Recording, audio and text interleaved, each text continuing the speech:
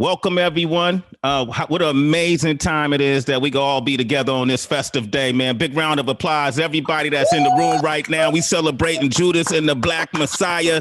Yes. And we got an esteemed cast of characters here with us today. They're all friends, man. We know them all. Tracy, can you do the honor? Who we got in the room tonight? Oh, my gosh. Exceptional circle from the director, producer to some of the cast. Shaka King, Danielle Kaluuya, Lakeith Stanfield, our baby girl, Dominique Fishback, Judas and the Black Messiah is what we're here to unpack and celebrate.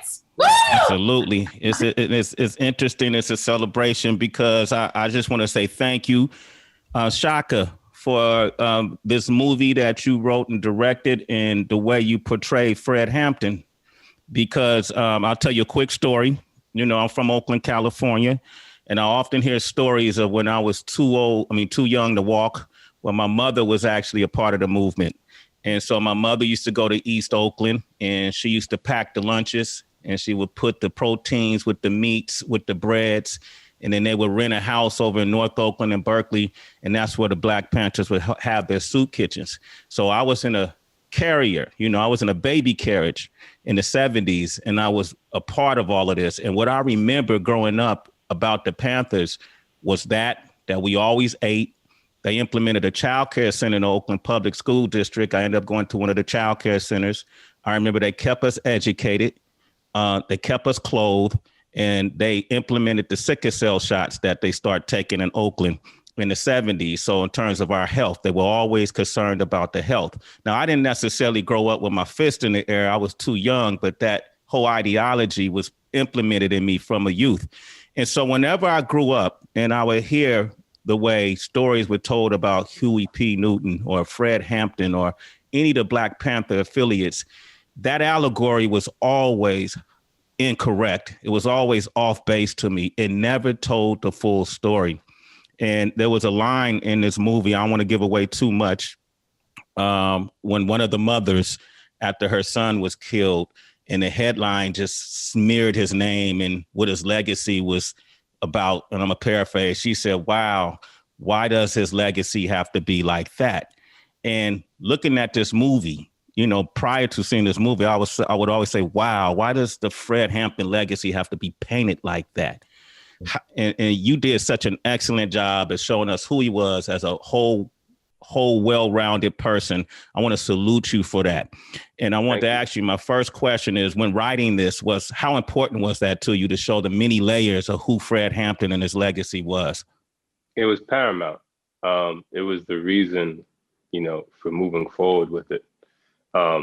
Because like you said, so much propaganda has been put forth about, and not just, the fact of the matter is, I think even for a lot of us who grew up loving the Panthers, our understanding of them has been really confined to their militarism and their outfits, their clothing, their appearance, and not enough attention has been paid to the fact that they were community organizers.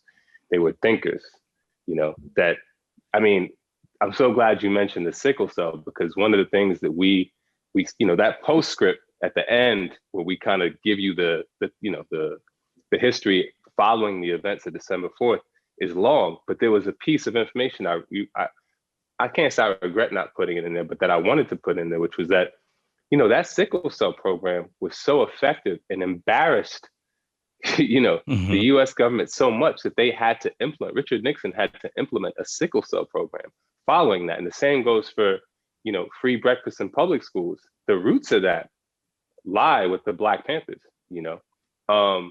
and so it was just important to give you a sense, of the fact that these were people who were motivated by love. All of their actions were motivated by a love of their people, Absolutely. It making this obviously the historical context, a lot of it you could find through your research, and how accurately you portrayed it. And I even like the sequence of events that you were able to fit in the movie. But who were some of the advisors that you talked to outside? Were there any Black Panthers that you were able to communicate with that gave you some insight? Definitely. I met through a few people, Lynn French, who was a member of the Illinois chapter, And she introduced me to Joan McCarty, who then introduced me to her husband, Michael McCarty, or ex-husband, Michael McCarty. Rest in peace, Bruce Dixon, who recently passed away. He had some conversations with me.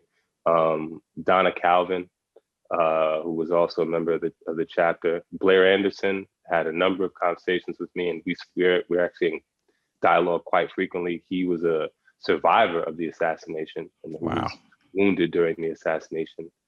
We've had a lot of talks, and obviously no one has been more influential in terms of our conversations than Chairman Fred Hampton Jr. and Akua Njeri. Fred Hampton Jr., man, salute to that young brother, right?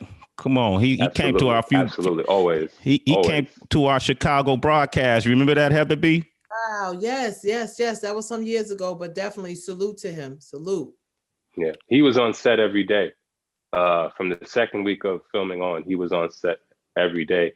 And Akua Njeri made several visits to the set as well.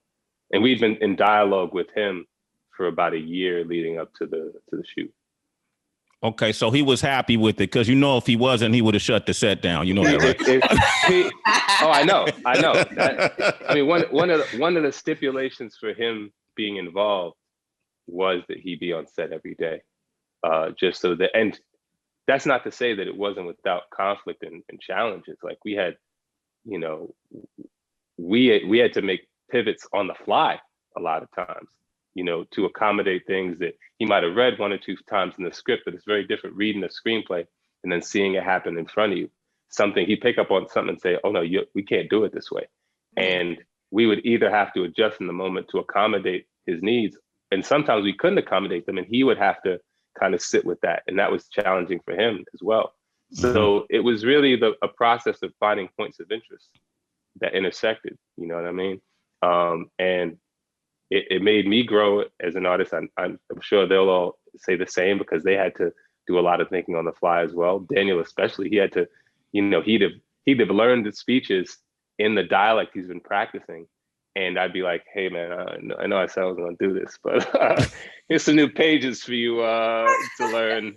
You got 20 minutes." So, and he would do it. He'd have to step up and do it, So I just applaud everybody on the screen, and also always have to applaud Chairman Fred Hampton Jr. for just like wanting to go on that ride with us, Absolutely. I'm gonna let the queens jump in. HB, you want to tap in? Hi to everybody again, and thank you so much. Shaka, beautiful job. I watched it. I watched it twice. I was just so blown away. And for me, Lakeith, Daniel, and Dominique, they are becoming, like, when I see the name, Mahershala Ali, when I see Angela Bassett, when I see with certain names, I automatically want to go see those films. And that's who these three are becoming to me. As soon as I see their names, I'm like, I'm going to see it. Don Cheadle, like, I'm going to see it. That's who they are for me right now. And so great job. I hated Lakeith so much in this film. It was like, it's just a testament to how great he did as a job. I felt for Dominique in this film, and I admired, what Daniel was able to do. How do you guys approach, like, for you, Dominique, when you got the call, like, did you scream? Did you like, oh my gosh, did you feel the weight of the world? What was your approach to this role, sis? Because you killed it. So much. Thank you. Actually, I got an email saying that Shaka wanted to meet me because he was doing a story on Chairman Fred Hampton, and Daniel, Lakeith were already attached, Ryan Coogler, Charles King. And I was kind of like, I had to reread the email because I was like, they saying it's mine, or I got to audition for this bad boy. Right? So I meet with Shaka in a cafe in Brooklyn, and he says, the role is yours, blah, blah, blah. I'm like, wait, is it mine, or you have to talk to somebody? Like, I had to really clarify. He leaned back, he's like laughing, and he says, so read the script. And I read the script, and I send him an email about all of the things that I love. And I say, I have 2 thoughts, but I don't want to overstep. So let me know if you want to hear them. And he says, you'll be playing her. You can't overstep. Give me your notes. And so I gave him 2. One was that one of the first things she says is, do you like poetry? And the Panthers were very poetic, but we don't hear a poem. I think we miss an opportunity. And he says, I think you're right. Do you want to take a shot at that poem? So he allowed me to write the poem in the movie. And then another thing that was really important to me was I wanted to make sure that although we don't have a lot of space for her to see her world outside of loving Chairman Fred, I thought it was really important that she had something of her own. So that's why the journal was really important, because then the poem wouldn't come out of nowhere. I spent a lot of time journaling, writing poems about their first kiss, right? Like every moment that I could think of, I really dove into the emotional world. And the fact that I wanted to make sure that Daniel and I both wanted to make sure that we knew that Chairman Fred loved her for her mind and not just her body, or not just because she stuck by him through jail. A lot of times in love narratives for Black women, we have to prove ourselves worthy of love and commitment. And I just wanted to make sure that that didn't seem like the case. And not that anybody would try to do that, but from like lack of awareness and paying attention to so many moving parts, I just really was talk to Shaka about that. Dope. So dope. Thank you. Thank you. You guys really challenged me to hold so many emotions at once, you know, and at the center of this film for me was communication. We see the power of communication happening at secret dinners, right? We see the power of communication on the podium. We see communication when it comes to a poet and Fred's side, amongst other things, but then we see the communication when it comes to a antagonist on William's side, right? And the conversation I had with my boyfriend just about what's the difference between a snitch and a rat, right? And then we really started getting to a conversation when it came to the complicated, dark character that is William O'Neill, who's the FBI informant. Is William the enemy, or is he the worst product of an environment created by white supremacy? I think that's something that all of y'all can touch on. I would love to hear perspectives. It's a good question. I mean, I think initially for me, approaching William O'Neill, he was definitely then, from what I could see from his interview on Eyes on the Prize, it was like, I remember walking away from that documentary like, see, that's the reason why we can't move forward, just because of motherfuckers like you. Right. As I dug deeper into it, I started to realize that, you know, just the extent to which the government went to try and see someone like Chairman Fred Hampton dead, quite frankly. They don't want these people around that can organize, have dissent and organize people and mobilize people in a way that represents a threat, apparently, to them. And so I walked away from this story and being involved with this, actually feeling like it was more the government entities that felt like more the enemy to me, than even someone that was sort of the foot soldier for them. He was, of course, motivated by fear and a lot of things that made him feel that he was pushed into a tight space and place. But apparently the rules that the government runs by and moves by, or claims to run by and move by, can be broken when it's convenient for them to bring about the things that they want to bring about. So the hypocrisy and just the immense amount of infiltration and violence made me walk away feeling like, damn, you know, who's the real enemy here? You know, so you got to ask them kind of question. But I think not being motivated by fear and gluttony and materialistic things and ego, all of these things lead to you betraying yourself at the end of the day. So it makes it easier for you to betray others. And I think that was a beautiful part of what O'Neill represented in the story to me that I want people to maybe pay a little bit of attention to, how he might represent capitalism, and there's implications behind that, and how we see, you know, that gluttony and greed only feeds a machine that serves to not serve us in the end. So yeah, that's very thoughtful response. Absolutely. Did we congratulate Daniel on the Golden Globe and Screen Actors Guild nomination for Best Supporting Actor? Did we do that yet? Have we done that yet? Hey. We haven't done that yet, huh? Come on, boy. Come on, D. Well deserved. You got your speech ready, D? I don't even think like that, bro. I don't even think like that. You know what it is? I'm just happy that like more people are gonna watch this film, because a lot of people do look at these recognition organizations to go what to watch and what not to watch. So then more people are going to take in Chairman Fred's words in the Black Panther Party. That's, for me, the biggest win, you know? It's like, that's how I see it. Yeah. So for that, it's a blessing for me. How familiar were you with Fred Hampton in the Black Panther Party before taking this role? More the Black Panther Party than Chairman Fred. Chairman Fred came around me. I remember being at a place and I saw the date he was born and the date he was assassinated and go, wait, that doesn't make sense. Wait, how old was he? I thought it was a typo. I thought it was actually a typo. And I went on, I was like, yo, like, and I Googled it and this is that. I was like, oh, he's 21. They assassinated him at 21. Then I was like, wait, hold on. He was chairman of the Illinois chapter of the Black Panther Party at 21. So I knew, I was like, oh, that's something I want to go deeper in. And I could see I was like kind of taking in, like just being a young Black man in the Western construct, you kind of taking in stuff to empower yourself. So I was taking in the Black Panther Party's ideologies just naturally, just like through conversations with friends and like documentaries and books. So I kind of knew stuff, but I knew I would want to go deeper into it when I had a bit more quiet time. What did you walk away with from playing this role that you didn't have before playing this role? I mean, I think it's not like I didn't have it. It was just like it was confirmed and deepened. It was like a confirmed, deepened, and aware, of the power of self-love, the power of like loving your own, loving your community, pouring love within your community. I always had a saying that really spoke to me. There's a saying in England that I see, like, do something, start small, start local, keep going. That's been my career, really. Like, I just did something in my area, did something, and they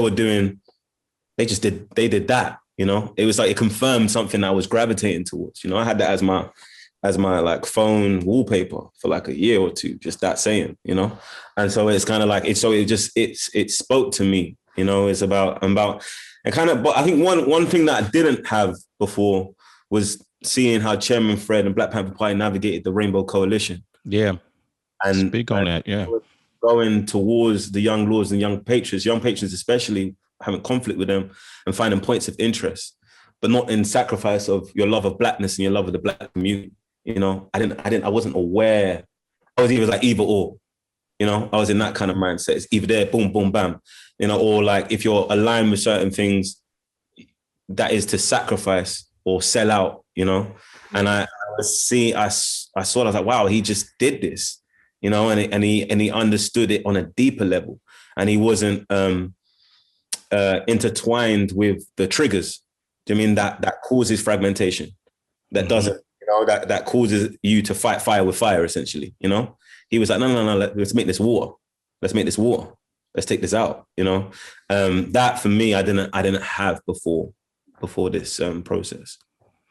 That's amazing, man. And when as he's talking and Shaka, I'm thinking of I really think that's what made him such a threat to J. Edgar Hoover in the United States government, that his ability to really communicate with others and galvanize others.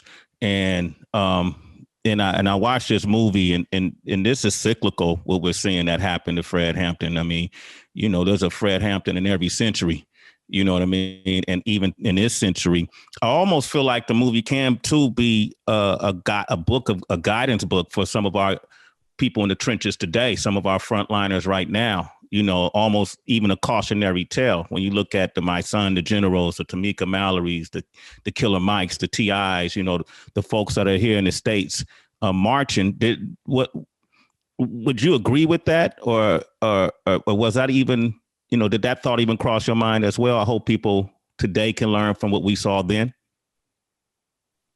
Well, I mean, the truth is, I wrote this from the perspective of so little has shifted that we could all benefit from the telling of this tale, But what's been interesting to find in, doing pre-screenings for organizers, is hearing them come back to us and say, this was my experience in Ferguson. My phone was tapped. Drones were following me. We had someone infiltrate our organization. We had to beat his ass. We had to do this. We had to do that. So it was like, okay, wow. As Chairman Fred Hampton Jr. calls, he says, there's COINTELPRO and there's now IntelPro. COINTELPRO and Now Intel Pro.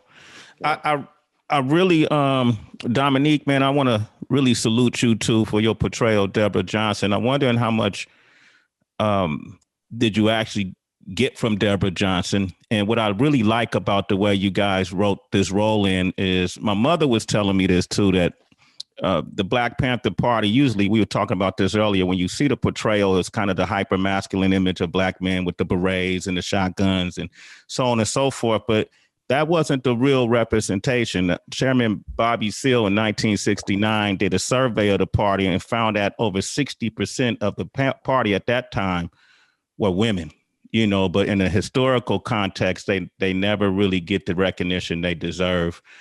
How important was that for you to play her role to the T? And were you aware of that? I wasn't aware of that there were more women than men in the party. I was more just knowing that I wanted to serve as a story. I prayed to be a vessel every time I take a character, that the spirit will be able to move through me. And so that was a huge responsibility. In terms of meeting Mama Okua, formerly known as Deborah Johnson, we went to meet the family and we sat around a table for 7 hours, over 7 hours. And Chairman Fred Jr. went around and asked us why every single one of us wanted to do this movie. And then I remember Mama Okua saying that the Panthers were very disciplined and they didn't speak out of turn. And there were some things in the movie that I say that she would have never said to Chairman Fred. And she's such a firecracker. So I was trying to figure out how she's saying that she wouldn't say even this, but I learned and I experienced still kind of watching Daniel take up space and how much of a leader he is, that I come to trust Daniel a lot. And I feel like he carries some of what I believe Chairman had, where he allowed people to trust in him. And when you have that kind of trust in people, you don't have to be defensive. You don't have to be on guard. And so I always say that I feel like I learned to trust Black men in a different way from being in this role. And I think Mama Okua is really, we did an interview together and she was like, yes, because there was even one time we went bowling and this white guy took a fry from my plate. He wasn't a part of us or anything. He just, you remember that, Lakeith? He says, he literally takes a fry from my plate. And before my Brooklyn could come out, hey, Daniel, Lakeith, and everybody come around, like, what are you doing? And I felt like it was an out of body experience, the way they came around me. I said, oh, it's nice. Like, I've been trying to lean in my divine feminine where I don't have to be so all the time. And so it was nice to be able to receive that love and that care, that advocacy. And I really feel like I learned unconditional love. And so when I speak like that, Mama Okua gets really excited because I feel like the guys, the way they surrounded me is how I feel like she felt in being with the party. You're about to mop that fool, Heather. Keep him out, yo. You're gonna get your ass. No, Yo, that's so funny. Because we are all blessed to wake up and do radio every day, and we are on a music platform. Shaka, I don't know how much did you have to do with this, but with the excitement around the film that we're all so excited about, this is the first time in a long time for me. People are excited about the soundtrack too. Like, everybody's talking about the music, which I think is fly. Like, that's crazy. Did you all have something to do with it? Was this just you? How did the soundtrack come about? That's Ryan and Archie. That's Proximity Music. So Proximity is Ryan Coogler's production company. And, one of the mandates they have is for every movie they make, they include a soundtrack. You could tell he's a child of the 80s, 90s, you know what I mean? With that, like, because that's how we grew up. It was like automatic, you know what I mean? Yeah. And Yes. Bob Jones' soundtrack is still in rotation, you know what Yes.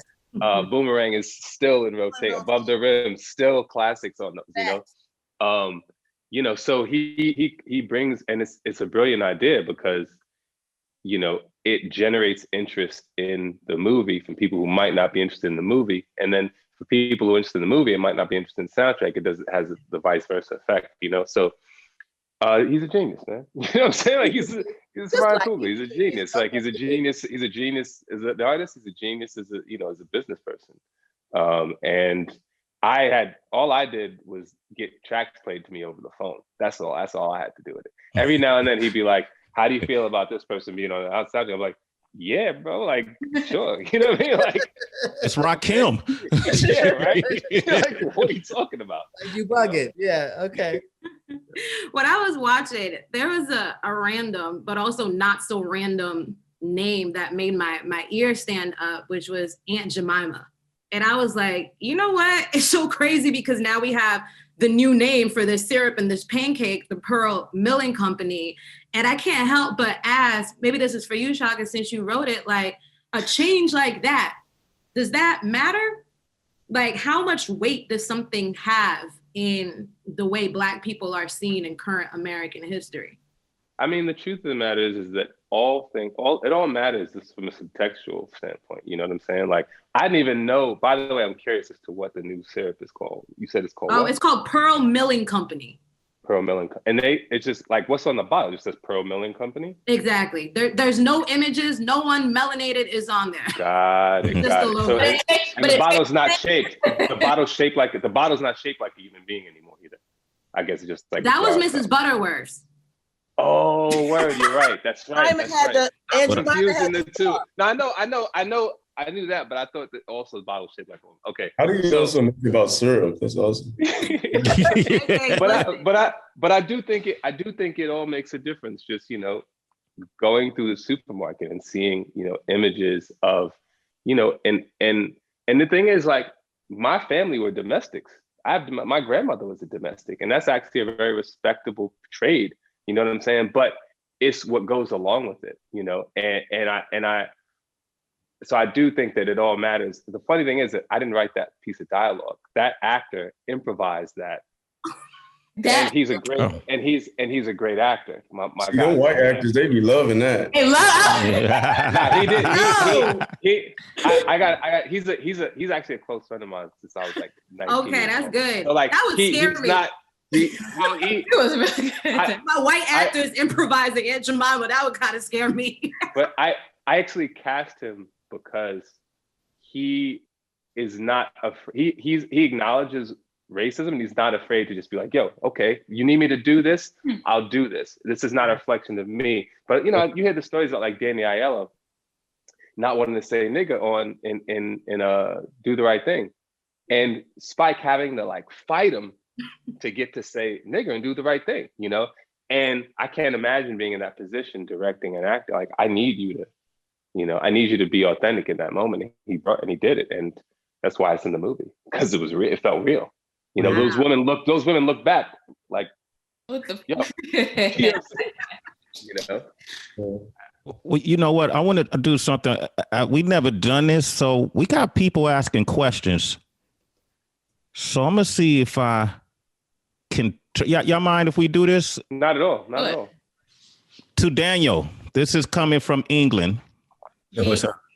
Why do you? This is A. Jeffrey Rowe, I believe. Why do you think your most successful pieces of work come from acting in American stories?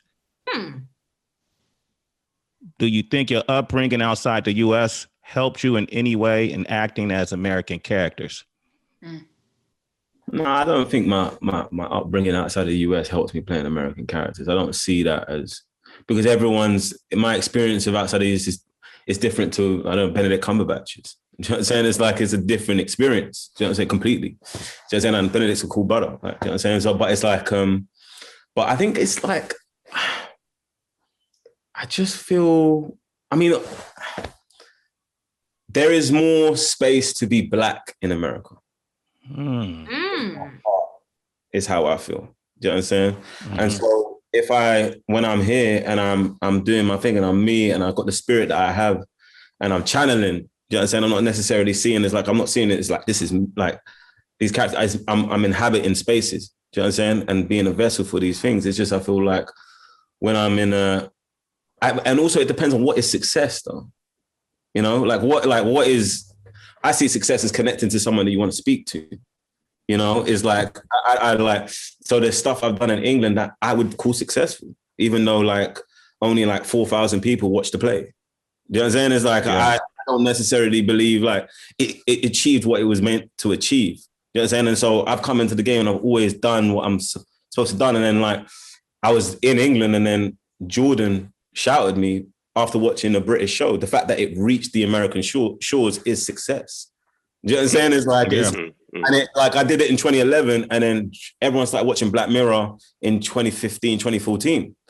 It had a life. I see that as successful. Do you know what I'm saying? And then and it's just about extending, and you're just gonna, I think everyone just grows in a certain way, and you're gonna want to stretch what you can do, you know? And I feel in the American storytelling, you're able to stretch. And that's why Jude Law does American film. That's why Benedict Cumberbatch does American film. That's why Eddie Redmayne does American film. That's why like all these, like anyone, like even the Australians, everyone, because you're just able to stretch and tell these really vast stories because of how I feel like these stories are really shaping the mythology of America, you know, and the mythology of the world, you know, and I just feel like you're going to enter that space and you want to grow in that way, but not, I don't want to like, I want to tell stories anywhere, you know. I don't want everyone to tell stories anywhere, you know. It's like, it's why I say if Dominique there's a British character that Dominique can play and it's like a rom-com because, you know, she want to be on rom-com, you want a little romance. You know what I'm saying? It's like,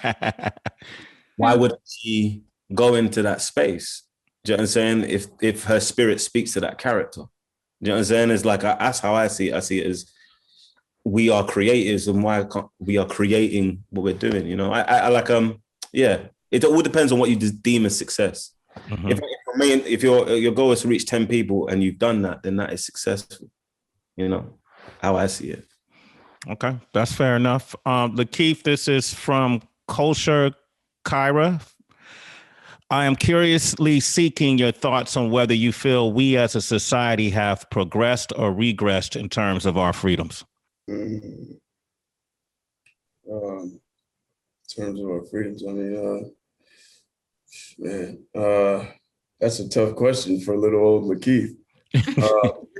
I think, I guess in some ways we've done both, right? I mean, if you look through history, it seems that, you know, we've been afforded more freedoms over time. I'll speak just locally to Black people since such a vast question.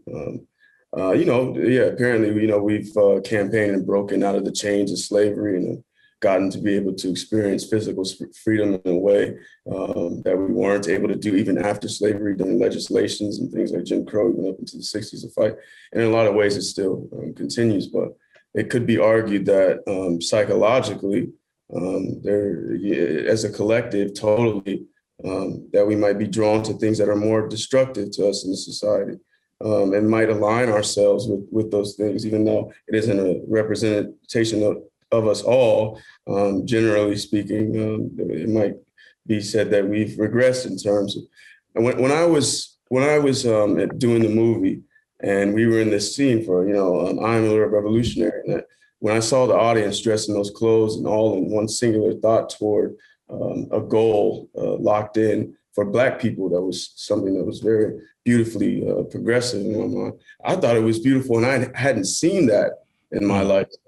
And being brought back to that moment made me realize that this is what we really are, beyond the veneer of the destruction that's taking place. But it also can be argued that the reason why we may be taking a couple steps back, generally speaking, in terms of like how we operate socially, is the same reason why we were put in captivity to begin with. The campaign has not stopped. So the way that we wage the war and to break the chains and to find freedom has to adapt and change. And I do think that it starts from the inside out. And although it may be apparent that we've regressed, I still firmly believe that we're waking up and moving forward, and that the spirit of that progression can't be stamped out, you know, no matter how much there's an effort to do so. Oh, wow, that's an amazing answer. Listen, I know we only have so much time, but let's give them a round of applause, man. Let's give these folks a round of applause for a job well done. Shaka King, Daniel, I appreciate you. Lakeith, Dominique, thank you for the work that you put forward. Are you guys going to celebrate? I mean, this is kind of a serious movie, but I know y'all ain't always so serious. So party trophy or when we partying, yo, what we doing? I know it's gonna be. Hey, you know where Ryan from. We from the same place. We doing something. What we doing? We got a party on Club. I mean, we got a party on Clubhouse. We hosting a little something, you know. Everybody come through. We got digital parties now. Okay. Well, bring your own bottle though. Bring your own bottle. Okay, cool. Well, congratulations. And once again, to our citizens that tuned in, I know you guys will be playing pieces of this on the morning show tomorrow. So make sure y'all call in if you got a chance to be in this amazing conversation. I just want to thank you guys again and say salute to you. Job well done. I think Heather said it best. Now, whenever I see any of your names attached to any project, I don't care what it is. It could just be watching paint drying. I'm gonna be there. And Dominique, I owe you a birthday song again in March. Okay. Yes, thank you. Okay, y'all. Who's your stylist though? You've been going crazy. Seriously. Oh, I'm like, you know what I'm saying? Got the little Versace champagne. You're not out of the shoulders, girl. Yeah, but Daniel got that Golden Globe gear on. Look at him. A little Gucci, man. Got a little Gucci, little Gucci. Okay, cool. Shaka, you want to say anything in closing? Movie comes out tomorrow, February 12th on HBO Max and in theaters. Hope you enjoy it. That's it, man. Just tune in and, you know, watch it again and again and again for that month it's on HBO Max, because that's what it's for. And lastly, Judas and the Black Messiah. Who came up with the title? I did. woo. Great. Mic drop. Should you tell them what the original title was, or you ain't trying to talk I about love it? that. Oh, I like that question. I love the original title. I can't give you the whole title. I'll give you a piece of the original title. It was Jesus was my homeboy. Was the original title, but it was but there was a ellipses, like ... and what came after that was so wild. Like only Lakeith knows the answer to that one. Has to go to the grave because that'll have us in trouble. Oh, that's going to the grave? Okay, Yeah, I was going to dig a little bit. That's in the vault. That's in the vault. That's off the record? Yeah. Okay. Judas and the Messiah, and the Black Messiah. Man, that's amazing, bro. Great job. All of you guys. Round of applause. And thank you, man. You guys are all, you're all citizens. You're already citizens. Yeah, they Sway in the morning, baby.